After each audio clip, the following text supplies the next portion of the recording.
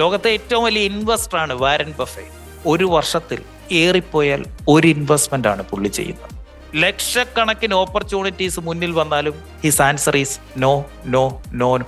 ചില വർഷങ്ങൾ തന്നെയുണ്ട് പുള്ളി ഒരു സിംഗിൾ ഇൻവെസ്റ്റ്മെന്റ് ചെയ്യാത്ത വർഷങ്ങളുണ്ട്.